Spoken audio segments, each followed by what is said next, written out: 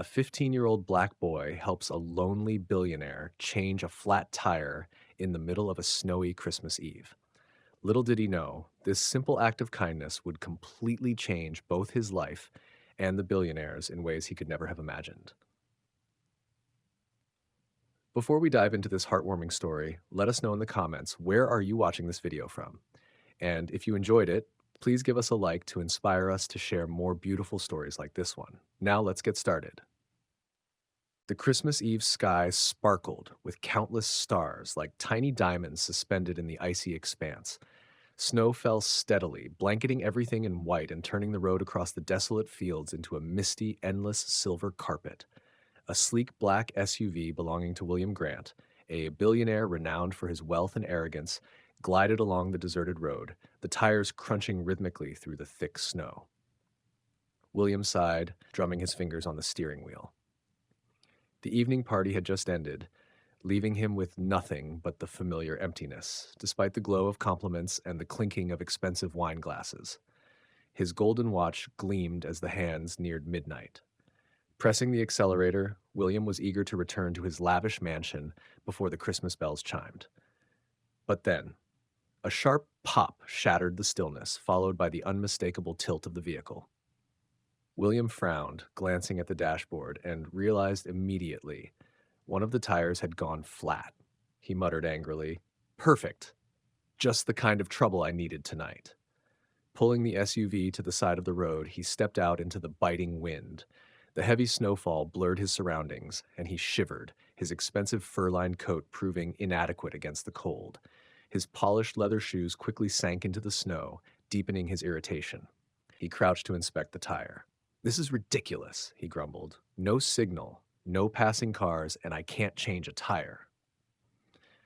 Climbing back into the driver's seat, William rubbed his hands together futilely for warmth. Outside, the silence was almost oppressive, broken only by the howling wind and the soft patter of falling snow. A wave of disdain washed over him. How did I end up here, of all places, on Christmas Eve? And then, through the white veil of snow, a shadow emerged in the distance. A boy, clad in a thick but worn coat and a faded woolen hat, was approaching steadily. William squinted, staring intently at the small figure approaching. The SUV's headlights cut through the dense snowfall, revealing a teenage boy. He wore a worn-out coat and tattered boots that sank into the snow with every step. Despite the harsh conditions, his movements were slow but deliberate. William frowned slightly, feeling a strange mix of relief and annoyance. The boy stopped a few steps away from the SUV. His cheeks were flushed from the cold, but his eyes gleamed with curiosity and kindness. He tilted his head in a polite greeting, his voice soft yet clear as it carried through the gusting wind.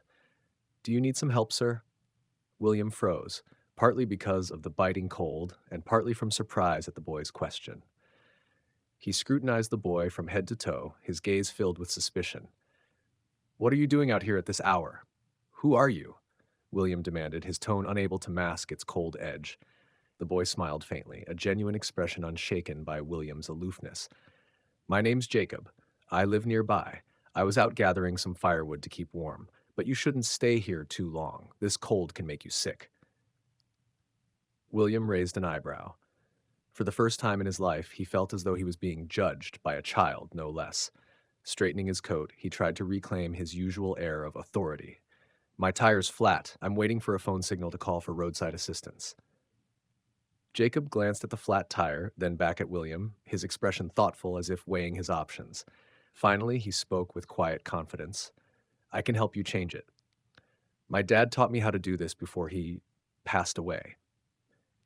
William froze for a moment, taken aback. This boy, small and shivering in the freezing cold, was confidently offering to do something that he, a wealthy, powerful man, had never done himself. "You?" William raised an eyebrow, his voice filled with skepticism. "You think you can handle a car like this?" Jacob chuckled, a light, clear sound that seemed to lift some of the chill from the air. "Big car or small car, a tire is still just a tire, sir. If you've got a spare and the tools, I can give it a shot." "Ish." William hesitated for a moment, his gaze shifting from the boy to the desolate road ahead. He didn't have many options left. "Fine," he said, his tone still cold. "Go ahead. But if you damage the car, I won't be held responsible."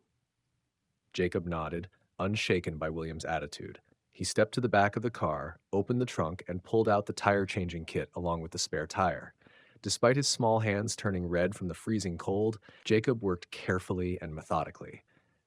William leaned against the car, watching the boy hunch over the wheel. For the first time in his life, he felt humbled by a quiet resilience he couldn't quite comprehend. The icy wind swirled around them, carrying tiny flakes of snow that crept into every seam of clothing. William shivered, crossing his arms in an attempt to keep warm, though it did little good. He observed Jacob as the boy knelt by the tire, his hands raw and trembling from the cold, yet not a single complaint escaped his lips. A faint stir of emotion flickered in William's chest, but his ingrained pride kept him silent. After some time, Jacob stood up, rubbing his hands together to bring back some warmth. He turned to William, his voice laced with genuine concern. "Are you all right, sir? You look like you're freezing." William shrugged, avoiding the boy's gaze. "I'm fine," he said curtly, but his stomach betrayed him with a loud growl, an unmistakable sign of hunger. Jacob glanced at him, a small smile playing on his lips. Reaching into his coat pocket, he pulled out a carefully wrapped bundle of paper. "I have some cornbread I made. It's not anything fancy, but I think it might help with the hunger." William eyed the bundle of cornbread the boy held out, his expression tinged with skepticism. He frowned, stepping back slightly. "Cornbread? I don't eat homemade food from unverified sources. Don't you know this could be dangerous?" Jacob didn't flinch at the cold dismissal. Instead, he simply placed the bundle on the hood of the car, his voice calm and gentle. "If you change your mind, it's here. It's just cornmeal, honey, and a little bit of love, that's all." Then, without another word, he bent back down and resumed his work, leaving William standing there, torn between discomfort and curiosity. Time passed, the cold gripping tighter with every breath. William retreated to the driver's seat, trying to find warmth from the car's heater, though the fuel was running dangerously low. Hunger gnawed at him, making it hard to think about anything else. His gaze fell on the bundle of cornbread, still sitting untouched on the hood of the car. "This is the most ridiculous thing I've ever done," he muttered, but finally reached out and took the bundle. Unwrapping the paper, he revealed a golden brown piece of cornbread, exuding a simple yet inviting aroma of honey and warmth. He took a hesitant bite, and the soft sweetness of honey melted on his tongue, blending perfectly with the cornbread's tender texture. William froze mid-chew, his eyes widening in surprise. "My God," he murmured, taking another bigger bite. "This is better than anything I've ever eaten." The rustic flavor didn't just warm his body against the bitter cold, it stirred something deep within him. Memories he had long buried began to resurface. The simple meals of his childhood, the tender moments he had left behind in his relentless pursuit of wealth. Jacob glanced up and caught William's gaze. A mischievous grin spread across the boy's face. "I guess you changed your mind, huh?" William pressed his lips together, looking away, but for the first time in years, a faint smile tugged at the corners of his mouth. "Don't get cocky, kid." Both of them burst into laughter, their voices ringing through the snowy stillness. Jacob gripped the wrench tightly, working to secure the final lug nut on the wheel. The wind howled across the fields and the snowfall thickened, blanketing his thin shoulders. From inside the car, William watched, an unfamiliar feeling stirring within him. A teenage boy out in the freezing night, willingly offering help without a single complaint. It was something William couldn't quite comprehend. Jacob straightened up, brushing the snow off his sleeves. He turned back to William, his cheeks red from the cold, but his smile unwavering. "All done, sir. Your car is good to go."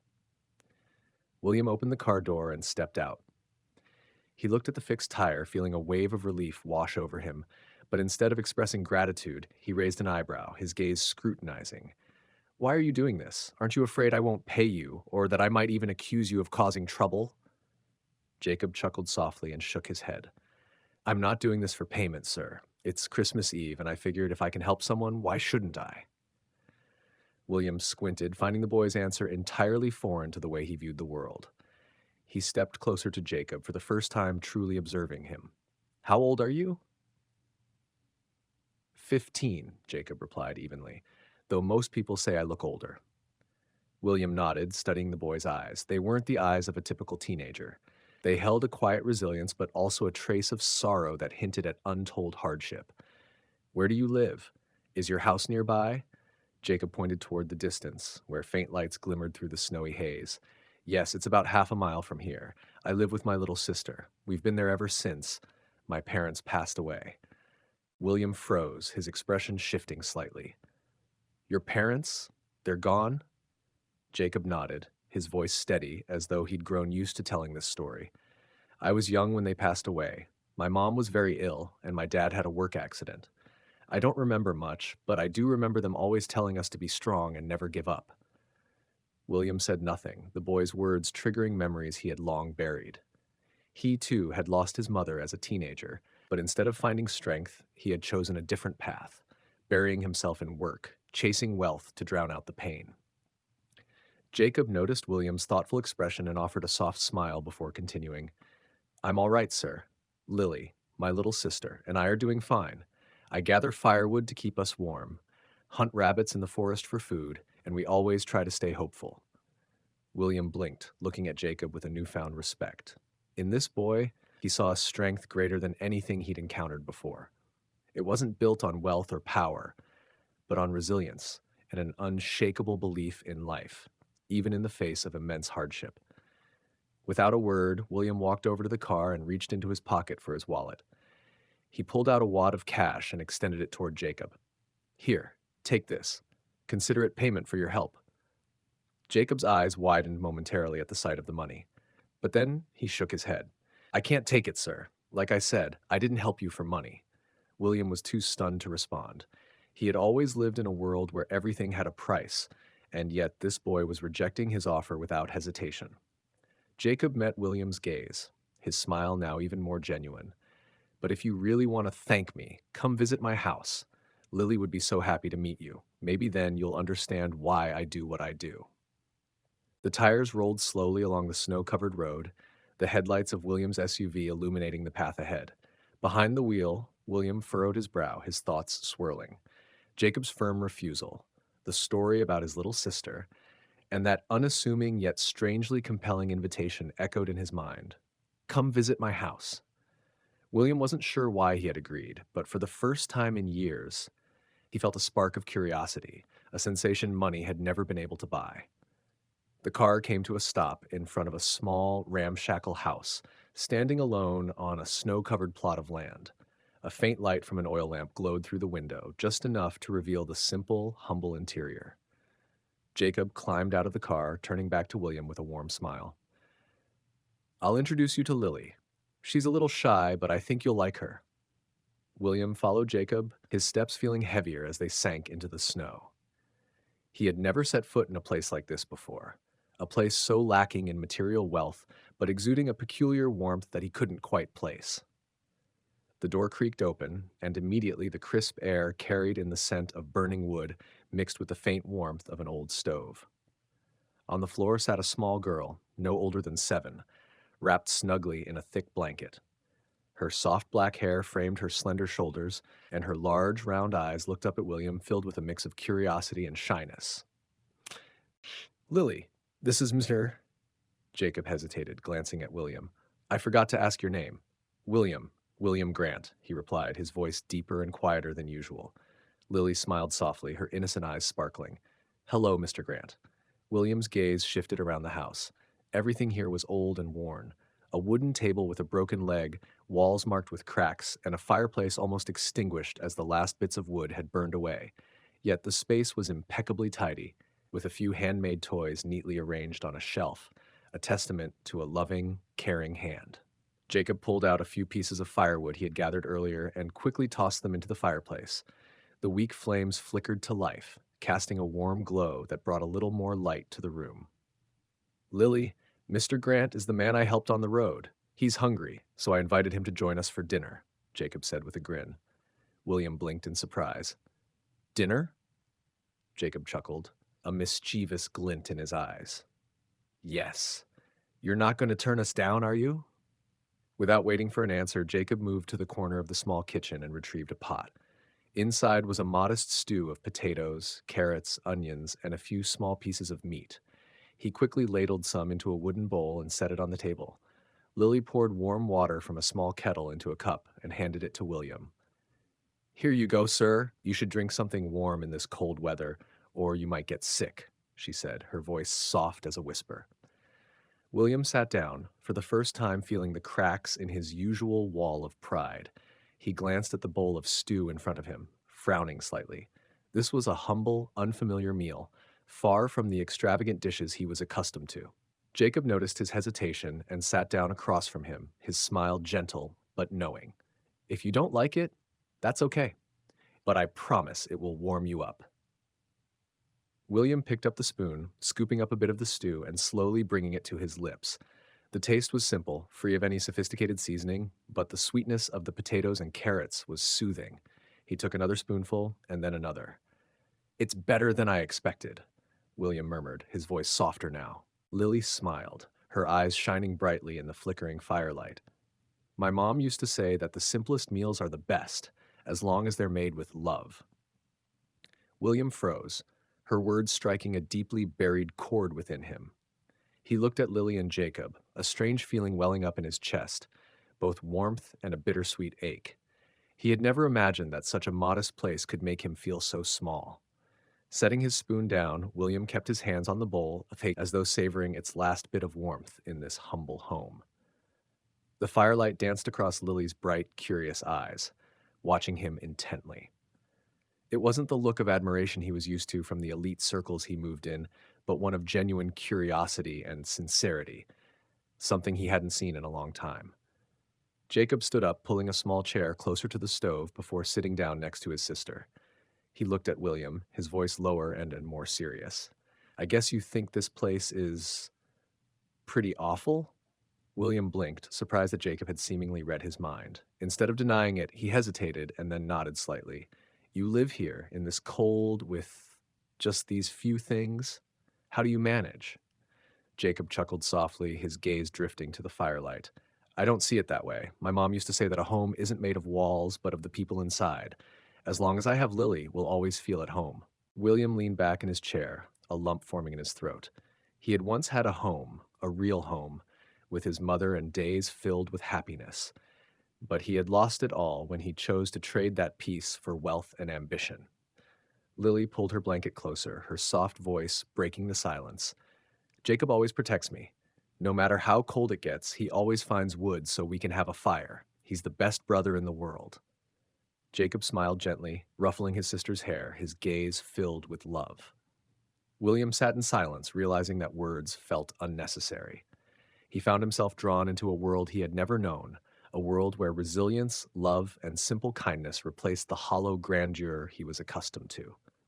Suddenly, a strong gust of wind seeped through the cracks in the door, making the fire in the stove flicker before nearly going out. Lily shivered, clutching her blanket tighter. Jacob immediately stood, heading to the corner of the room where a few pieces of firewood remained. He placed them into the stove, but the fragile wood burned out within moments. William watched the scene, his heart growing heavier.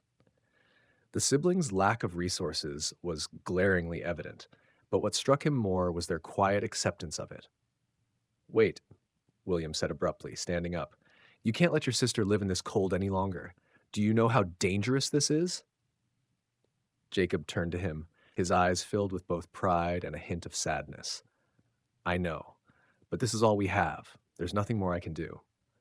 William felt as though a blade had pierced his chest. For the first time in years, he felt an overwhelming desire to act, not out of obligation or calculation, but from genuine compassion. Jacob, he said, his voice low but firm, I'm not going to let you and your sister live like this anymore. Jacob frowned, his expression skeptical. What are you going to do? William didn't answer immediately. He stepped forward, placing a hand on Jacob's shoulder, his eyes serious yet filled with empathy. Trust me, I'll be back, and when I come back, everything will be different. Jacob looked deeply into William's eyes, as if searching for something. Finally, he gave a small nod, saying nothing more. William turned back to his car, but this time his steps were heavier and his mind was brimming with thoughts. As the car door closed behind him, he glanced in the rearview mirror. The faint light from Jacob and Lily's small house was still visible, like a quiet reminder of a new responsibility he couldn't ignore. Yes, He muttered to himself as he started the engine. I'll do something, something that truly matters. The sleek black SUV glided down the snow-covered road, but this time, William didn't feel the cold or the loneliness that had weighed him down before. Inside him, a new flame burned, not the fire of ambition or power, but an awakening. William didn't drive back to his luxurious mansion. Instead, he headed to a hardware store that stayed open late in town. After a series of urgent phone calls, he gathered a team of construction workers and gave them a critical task to renovate Jacob and Lily's home that very night, Christmas Eve.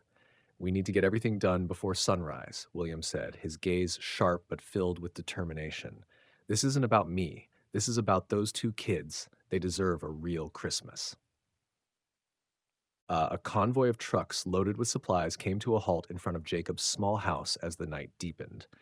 William stepped out of one of the vehicles, immediately greeted by Jacob's surprised and skeptical gaze. What are you doing? Jacob asked, his voice tinged with confusion. William smiled, and for the first time his smile carried neither coldness nor sarcasm. I told you I'd come back, didn't I? Tonight, we're going to turn this place into the home you and Lily deserve.